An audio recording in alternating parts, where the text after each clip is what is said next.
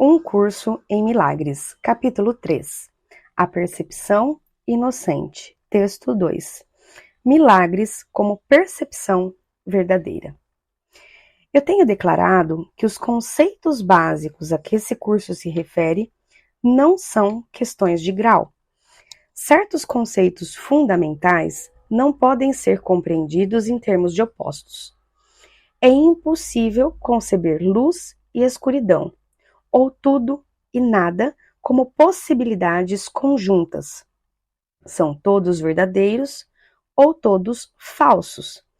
É essencial que reconheças que o teu pensamento será errático até que um firme compromisso com um ou outro seja feito.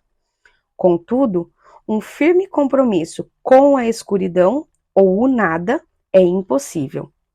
Ninguém jamais viveu que não tenha experimentado alguma luz e alguma coisa. Ninguém é, portanto, capaz de negar totalmente a verdade, mesmo se pensa que pode. A inocência não é um atributo parcial, não é real enquanto não é total. Os que são parcialmente inocentes estão aptos a ser bastante tolos às vezes. Enquanto a sua inocência não venha a ser um ponto de vista de aplicação universal, não venha a ser sabedoria. A percepção inocente ou verdadeira significa que tu nunca percebes de forma equivocada e sempre vês verdadeiramente. Em termos mais simples, significa que nunca vês o que não existe e sempre vês o que existe. Quando te falta confiança no que uma outra pessoa vai fazer, tu estás atestando a tua crença segundo a qual ela não está em sua mente certa. Dificilmente, esse é um quadro de referências baseado no milagre. Ele também tem o efeito desastroso de negar o poder do milagre. O milagre percebe tudo tal como é. Se nada a não ser a verdade existe, o modo de ver da mentalidade certa não pode ver nada a não ser a perfeição. Eu tenho dito que só o que Deus cria ou o que tu crias com a mesma vontade tem qualquer existência real. Isso, então, é tudo o que o inocente pode ver. Eles não sofrem de percepção distorcida. Tu tens medo da vontade de Deus porque tens usado a tua própria mente, que Deus criou à semelhança da sua própria, para criar de forma equivocada.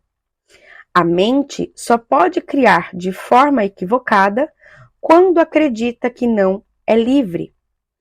A mente aprisionada não é livre porque está possuída ou detida por ela mesma. Está, portanto, limitada, e a vontade não é livre para asserir a si mesma. Ser um é ser uma só mente ou vontade. Quando a vontade da filiação e a do Pai são uma só, o acordo perfeito entre elas é o céu. Nada pode prevalecer contra um filho de Deus que entrega seu espírito nas mãos de seu Pai. Ao fazer isso, a mente desperta do seu sono e lembra-se do seu Criador. Todo o senso de separação desaparece. O Filho de Deus é parte da Santíssima Trindade, mas a própria Trindade é una. Não há confusão dentro dos seus níveis, porque eles são uma só mente e uma só vontade. Esse propósito único cria a perfeita integração e estabelece a paz de Deus. Entretanto, essa visão só pode ser percebida pelos que são verdadeiramente inocentes. Porque seus corações são puros, os inocentes defendem a percepção verdadeira ao invés de defenderem-se contra ela. Compreendendo a lição da expiação, eles não têm o desejo de atacar e, portanto, veem verdadeiramente. É esse o significado da Bíblia quando diz: quando ele se manifestar ou for percebido, seremos semelhantes a ele, porque havemos de vê-lo como ele é.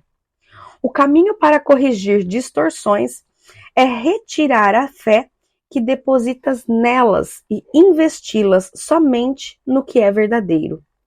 Não podes fazer com que a inverdade seja verdadeira.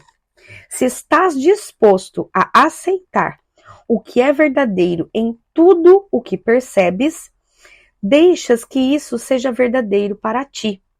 A verdade vence todo o erro, e aqueles que vivem no erro e no vazio jamais podem achar consolação duradoura. Se percebes verdadeiramente, está cancelando percepções equivocadas em ti mesmo e nos outros simultaneamente, porque os vês tais como são. Tu lhe ofereces a tua aceitação da sua verdade, de forma que possam aceitá-la para si próprios. Essa é a cura a que o milagre induz. Lição 17. Eu não vejo coisas neutras. Essa ideia é um outro passo em direção à identificação da causa e do efeito como realmente operam no mundo. Não vês coisas neutras porque não tens pensamentos neutros. É sempre o pensamento que vem primeiro, apesar da tentação de acreditar que é o contrário. O modo de pensar do mundo não é esse, mas tens que aprender que é o modo como pensas. Se não fosse assim, a percepção não teria causa e seria ela própria a causa da realidade. Em vista da sua natureza altamente variável, isso é pouco provável. Ao aplicar a ideia para o dia de hoje, dize a ti mesmo com os olhos abertos: eu não vejo coisas neutras porque não tenho pensamentos neutros. Eu não vejo coisas neutras porque não tenho pensamentos neutros.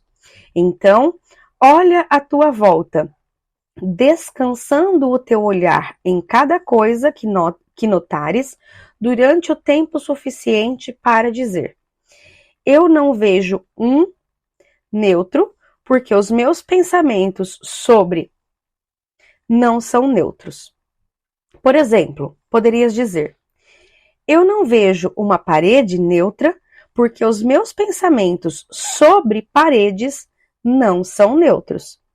Eu não vejo um corpo neutro porque os meus pensamentos sobre corpos não são neutros. Como de costume, é essencial que não faças distinções entre o que acreditas ser animado ou inanimado, aprazível ou desprazível. Independente do que possas acreditar, não vês coisa alguma que seja realmente viva ou realmente alegre. Isso é assim porque tu ainda não estás ciente de que qualquer pensamento realmente verdadeiro e, portanto, realmente feliz. 3 ou 4 períodos de prática específicos são recomendados, e no mínimo 3 são requeridos para um aproveitamento máximo, mesmo se experimentares resistência. Porém, se o fizeres, a duração do período de prática pode ser reduzida para menos do que 1 minuto aproximado, que é recomendado, se isso não ocorrer. Certo? Então, essa é a lição de hoje. Espero que você tenha gostado. Já salve esse vídeo para que você possa refazer o exercício ao longo do seu dia.